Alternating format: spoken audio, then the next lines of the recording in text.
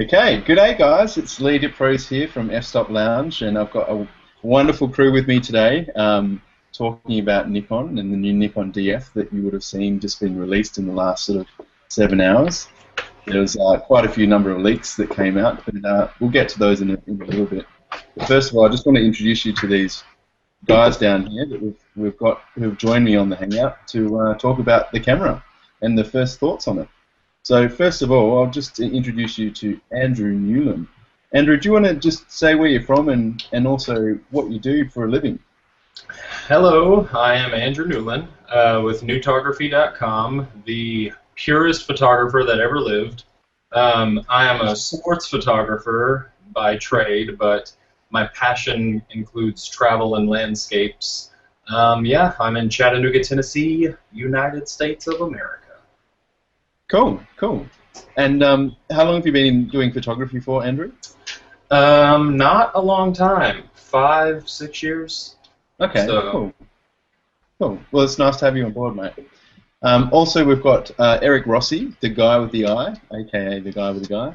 And Eric, do you just want to tell the viewers where you're from and also what you do for a living? Absolutely. I'm from South Jersey, so New Jersey. I'm in the States. Yeah, as I said, the guy with the eye. It's my little shtick. I'm a wedding portrait people photographer, basically. So those pay the bills whenever they decide to come in. And yeah, I'm excited to be here. Excellent. Well, thanks very much for joining. I really appreciate it. And both Andrew and Eric are both Nikon users, so they've got some great insight into what the camera is. Also, we have Ian joining us. He's in Sydney. He doesn't have his video on because he's on a mobile device, but he thought he'd just jump on the Hangout. But did you want to just say where you're from, Ian, and I'll just unmute you so you can talk. Okay. Well, I just saw the link. I was interested to hear what you had to say. I didn't actually mean to jump into it, but you know, I'm welcome to join happy to join the discussion. I'm a landscape photographer. I've been going for about 4 years or so. I shoot Fuji and Canon and Sony, so pretty much every other camera ever made other than a Nikon. But I do know I have used almost every camera ever invented, so I'll probably add a few bits and pieces. A lot. Sure. Yeah, Well, that's right, mate. You ought to hear my wife whinge about my camera collection. And we've all heard our wives. Yes. It's me or the cameras, right? Is that how it goes? Yeah. No. It's I used to do a lot of cycling, and there's the it applies in camera the N+1 rule, with N+1 being the number of bikes or cameras that you need to own, basically. So N is how many cameras you currently own, and N+1 is the ideal amount of cameras. For sure, for sure. Just one more. Well, I'll jump onto me in a second, but thanks for joining in. Now, Paul, I'm sure people know who you are from the previous Hangouts, but just introduce yourself and tell us a little bit about yourself. I'm Paul Patugan. I'm a landscape, travel, and commercial photographer. I mostly work within the tourism industry with a few select commercial clients as well. I'm based in the southwest of Western Australia and absolutely love it here. 600 metres from the beach. Beautiful. It is stunning. And I'll just introduce myself on top of that. I used to live in the same area as Paul as well. That's how I met Paul in Western Australia. I'm a photographer by trade, and I just love everything photography. I work for an imaging company, and you probably find that out. But yeah, I just really wanted to sort of bring these guys together to just really discuss this camera and the new Nikon DF, because it is quite a revolutionary camera for Nikon. I think they're getting out of their comfort zone almost on the D4 and the D3. But I might just throw it over to Eric actually, and just Eric, did you just want to just give us a brief rundown on what the Nikon camera is, or Nikon camera as you call it? Yeah, sure. All right, so you're getting, as they claim, the blend of the more modern and retro, so you get it together, and that's what the digital fusion, the DF, stands for. So that's a cool thing. It looks great. The build design, the housing is absolutely, I can't say it's innovative because it's been done before, what has been done before, but it's a cool thing. It is different. You're right by saying that they're getting away from that D4, D800, that look. Yep. I'll hold my opinion aside, and I'll keep going about it. Got a great sensor in it. I mean, it's basically got the D4 sensor. It's going to do well in low light. It's a very, very lightweight, and as I said, it's their thinnest and easier to hold full frame camera that they ever made. So that's something that's going to be good for a lot of people. Basically, whoever kind of has I guess maybe the D600, or if they want to travel, as they're kind of mentioning that as well, that's going to be a very good camera for them. Okay, because I saw you mentioned travel there, and I saw that there was a post from Steve Huff actually on his blog about a comparison on the Leica M, and also I think there was a comparison on another camera. I can't remember what it was, but it just showed that it was almost twice as thick as those other cameras. It was the Sony next to that he was comparing to. So the actual grip itself, I think they're trying to maintain that same sort of grip that you're getting on a D4 and a D3, almost in a smaller version. What do you think on that, sort of, Andrew? As because you shoot quite a large camera for your sports. Yeah. Would that be a big problem? Do you think? Yes, it would. They, made it smaller. Obviously, that's good for carrying it around and whatnot. But I really like the way I shoot with a D3, and I love the way it fits in my hand. I literally shoot like anywhere from 12 to 16 hours a day, and I'm sitting there squeezing this thing. If it was small and if my hand wasn't in a position that was comfortable, it cramps up. That's just kind of how it goes. I'm in freezing conditions, usually shooting hockey, and you start feeling it pretty quick. So yeah, I wouldn't be a fan of the small compact size for sports, but I'm always looking for something to travel with that's smaller. Yeah. Okay.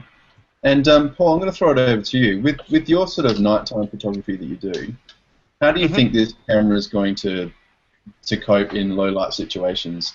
I've just heard rumors that the sensor is going to be marketed like a D4 sensor, so I'm not 100% sure. What do you think? Coming from, I haven't actually specifically used the D4 at night. I have shot with it for a wedding, yonks ago, when I used to shoot weddings, and it was pretty impressive. Like for receptions, you always got low light, and so you're wanting a high ISO, low noise combination if you're going with a digital camera. So I think in that regard, this should perform pretty well. I'm not fully across the D4 sensors, as I might have mentioned. I'm a Canon user at the moment. I'm pretty much brand agnostic. I don't care what brand is on the camera as long as it works and does what I want it to do, and I can get the results I want. Then it's just a tool, and I don't care what the label is. But in terms of this, it looks like it should be pretty good. I mean, where it's going to come into its own for nighttime stuff is with the right lenses, and having the old being able to fit your old lenses, you're more likely to be able to find your old f1 1.2 lenses with wide angles and the crazy lenses that they just don't make today. That's for sure. It's going to come into its own. So for low light sort of stuff, you're using your sort of prime lenses and almost you could use a fisheye on it, and you'd still get a good result. Yeah. Okay, cool.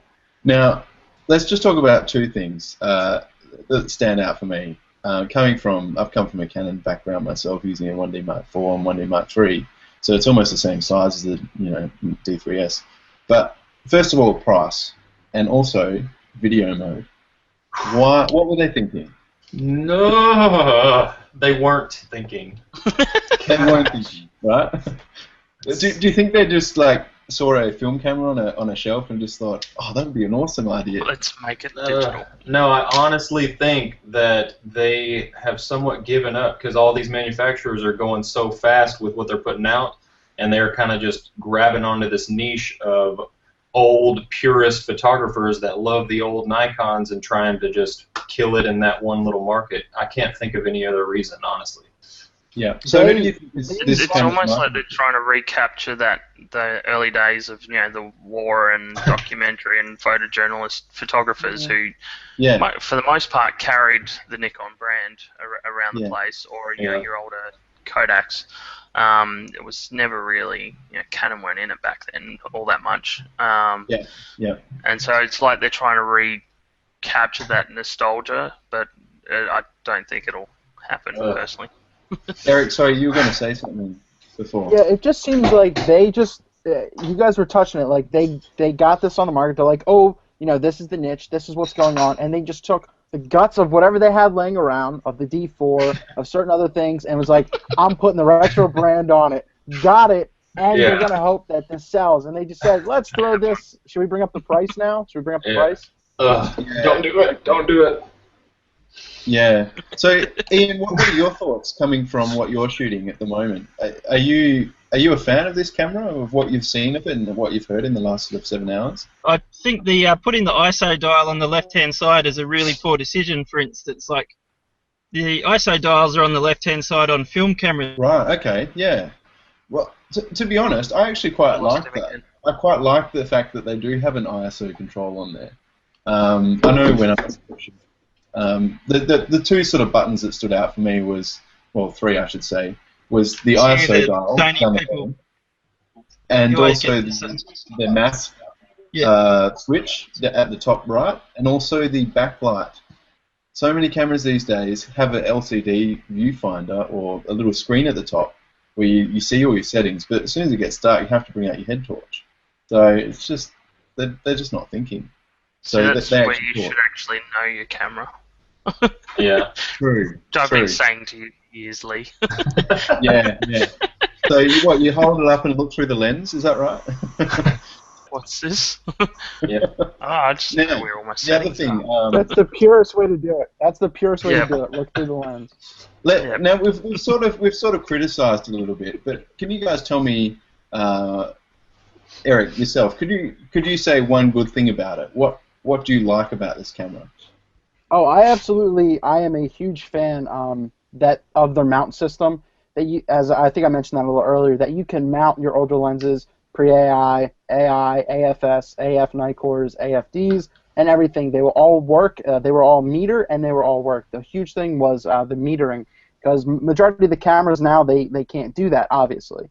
But it's great that they'll meter and work and everything like that. So you, as we were saying, you can go back and get one of the most popular lenses, and you can use them, and they'll work perfectly. So that's a huge advantage for me. Cool. Okay, and Andrew, yourself, what did you like about this camera? That's about the only plus I can give it, because I was really honestly just looking for a mirrorless to put my Nikon lenses on, because I didn't want to buy into a new system. But I mean, to put my Nikon lenses on, because I didn't want to buy for it. But yeah, I've just muted Ian. That's cool. Okay. Yep. So okay. So lenses as well. So really, you were after a mirrorless system like, say, a J3 that was amped up with a much bigger sensor. Yeah, a full-frame Sony A7 competitor that I can mount my Nikon lenses to and live happily ever after. But no. Right. Okay. No, I'm not. That's fair enough. Well, for me, I think Nikon's focus system has always been a standout. I think with this new camera, I think it's 39 focus points or something like that. And you've got a phase detection system in there now. And recently I just saw online there's a cross-thread thing, like showed a cross-section of a camera that showed how face detection worked. And if you haven't seen that, just Google face detection, how it works, and you'll see it. And I think because Nikon have added this, their low light capabilities were far beyond what I was getting on my Canon. So for that, I'd give it the thumbs up. But for me, it's just I don't think the price is right, to be honest, for what the camera is. Especially, I mean, a lot of photographers these days, they say that they want video. Whether they do video or not is another thing. But I'll tell you what, if you're out on a commercial shoot and someone gives you a call saying, I've had this before. I've been in some remote area and they say there's a fire. Can you go and use your camera to do video for the news? And like, what are you going to say to them? Sorry, my camera doesn't do video. So just having that little extra thing, I think, would be a welcome thing in a firmware update, maybe. So I mean, they've got HDMI out on the camera, so I'm sure they can do it. As long as you pay for the update. Yeah, surely. I mean, do you think it's capable? It just isn't written into the software, or do you think it's physically not possible? I really do think it is capable. I mean, it's got phase detection pixels on the sensor to assist in focus in low light, or in sort of good light. But to be honest, I really think this camera was a rush job. I think they're trying to get out into the Christmas market, into the before December, to help with their sales. That's purely from a manufacturing point of view, because obviously they suffered heavily with the J1, J2, J3, and B1 and B2 sales, and this is where they really need to start catching up. So from that business side, there's a reason behind it why it's come out so early, I think. Having said that, I'm sure consumers will vote with their wallets. You know? Yeah, if you have $3,000 to spend for your grandpa for Christmas, hey, that's with the 51.8 silver edition. Silver really? edition. Silver? Wow. How much is the gold edition? They already sent me one. Oh, yeah, that's right, Paul. Yeah, me too. So what do you like on really. that one, Paul? This one? It looks good on my shelf. I don't use it. Right, okay. You're saying you could get like a $3,000. This is the black edition. Yeah, right. And this one. Look, see, it's even got the round viewfinder. Wow. And this is the Fuji edition. It looks to me that they rushed it to get it out because, obviously market pressures and Christmas, but, Sony have just announced their full-frame mirrorless. Fuji have released, their retro-styled mirrorless cameras recently, and it's like they're like, oh no, we need to get this out now, and so it's come out kind of half ready, and half as much too expensive. What's really been shocking me is like I thought I was going to be in the minority in regards to don't get it, and it's just really interesting to see that everyone's like, what the hell is going on with this thing? I was like, damn, cool. Sounds good to me. I wanted to like it. I really did. Yeah, as a Nikon shooter, I need to like it because I'm losing faith. I've got a question on the camera. On the turn dial, with your shutter speed dial, I'm sure I remember doing this in high school, but the X, what does that stand for? Is that like a time value? The X, I don't know if you can see. There's one next to the 60 on this. Yeah, so is that like a time value, or is it a... Does it have something to do with flash sync speed? Okay, yeah, I think it might be recurrent sync. If you know, just drop it in the YouTube comments below, because I'm really interested to know what that is. I should really know, but Fuji cameras don't have it. Now, screen size, 3.2 inch. That's a huge improvement, obviously, from a lot of the entry-level cameras you're seeing out there. 920K dots, which is pretty much industry standard. But the type of viewfinder it uses as well.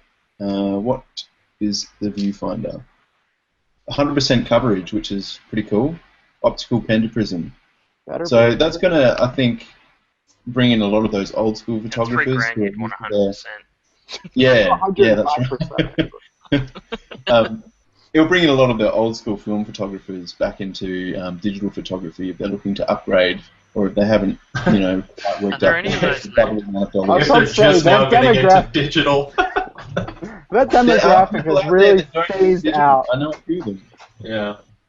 Yeah. The 70 to 80-year-old market's a little tight in regards to retirement funds. Just saying. Now, the battery that you've got on your cameras, your Nikons, is it an EN-EL14 or 15?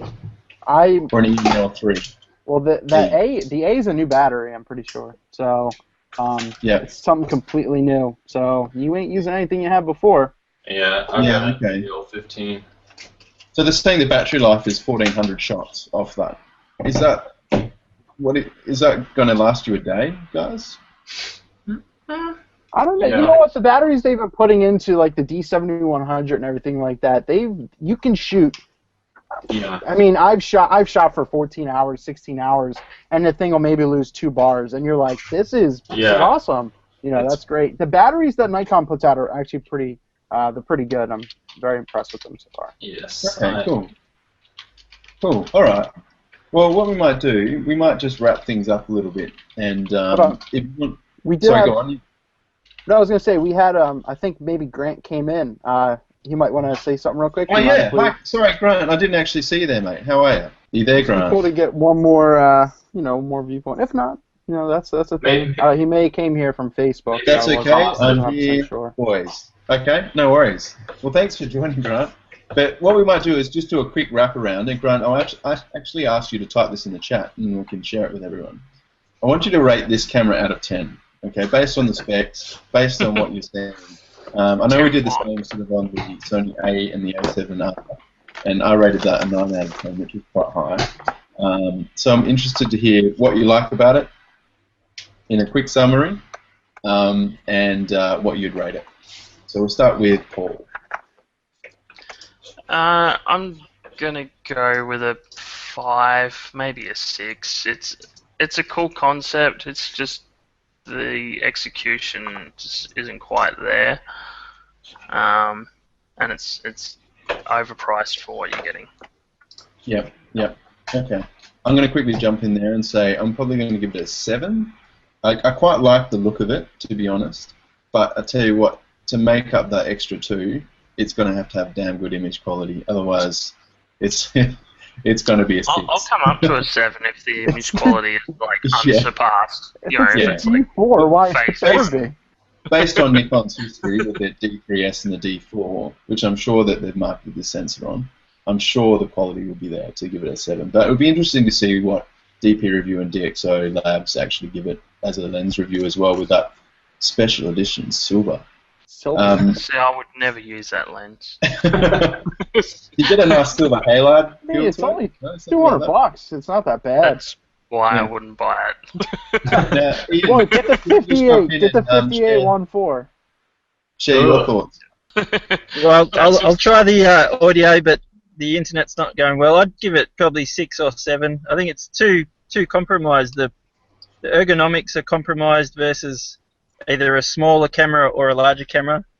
In that, smaller cameras are better for transport, larger cameras are better ergonomically. I'd much prefer an EVF, a mirrorless type camera. Right. And also, I haven't seen a lens lineup. Is there for like compact lenses? That's the other thing. Like obviously, Sony have the E-mount lens roadmap. Fuji have got their lens roadmap for compact lenses. So it's not a transportable body. It doesn't have the benefits of compact size from a lens perspective. Right. So yeah, I can't really see the point. So. Okay, interesting. Okay. So, cool. I see that you wrote that in the chat as well. So, Grant, did you want to actually write something in the chat so we can get back to you? But I'm going to throw it over to Eric. He wrote that he'd give it a 5 also. He's all for the body, but at the price they are really targeting the show ponies. People who want to look like photographers. Yeah, very funny. I love it. Love it. The happy snappers, yeah. Okay, Eric. I am going to give it 5 eyes out of 10. Mainly because they tried to do something, but they're like, ooh, got it, here. They just wanted to rush it. They didn't think about it fully. They didn't listen to what people wanted, and people wanted, Wi-Fi, touchscreen, and maybe this isn't the camera for it because it's the purest camera, but it missed the mark in my opinion, and for $3,000, it better produce something great. So I'm giving it a 5 out of 10 right now, and the fact is it looks like it should be heavier, but from what I hear and from someone I know who held on to it, it was very, very light, and I've got big hands. I'm a big guy, and it would work. Okay, cool. Well, I'm going to add on to that because Ian's just written in the chat. It comes with a free pair of tight jeans and a bad head. Where am I fitting me? Yeah, and he's also Grant's also saying I think they call it a money grab. It's no different to what Apple do with their iPhone. Except the iPhone has video. Hey. Yeah, and it's probably bring out colors. The iPhone has video. Well, no, there's the new iPhone 2. There's the iPhone Purist camera. It has no video or camera. Or phone. You have to make it. You have to make your own camera. No, it's an iPhone with no text messaging. It's just you just have the dial pad. and you have to wind that little thing on the old retro phones to call people. That's an Like the innovation. crank. You take the lens off and you hold it into your mouth, and like Now, Andrew, to sum up, that's the overall summary, mate. What's your thoughts on this DF? 3.7. I mean, Wow. you can't. I love my Nikon, but you can't put something out with no video. It's like, oh, we did amazing in 1980 with the F3. I mean, surely if we just throw another one out, it'll do amazing too. No, that's not how life works. It's so upsetting to me because I just really wanted a great mirrorless. I don't want to talk about it. I don't like it. Oh, really? Are you feeling quite down? I mean, to be honest, I have to buy into a whole other system now. There's a Nikon helpline, I think. Yeah. Nikon Anonymous. Hello? Nikon Anonymous? That's Yeah. Nikon Anonymous. Well, okay, overall, I quite like the camera, I quite like the concept myself, and it'll be interesting to actually pick one up in the store and actually give it a play. And I'm sure many photographers will be doing that before they fork out their sort of $3,000. If you do use one and you like it, we want to know about it, so be sure to write something on F-Stop Lounge. We've got a full post over on there with all the specifications and images and things like that. So be sure to check that out. And also on the YouTube video, which you'll see on F-Stop Lounge YouTube channel, I'll post links to these guys' own YouTube channels so you can check out their work and also some of their photography skills as well. So be sure to follow them. And we'll catch you next time. And thank you very much for joining, everyone. Really, really appreciate it. Thank you for having us. Thanks for having us. No worries. No worries. I'm going to end it. Cheers. Love you, bye. Don't go!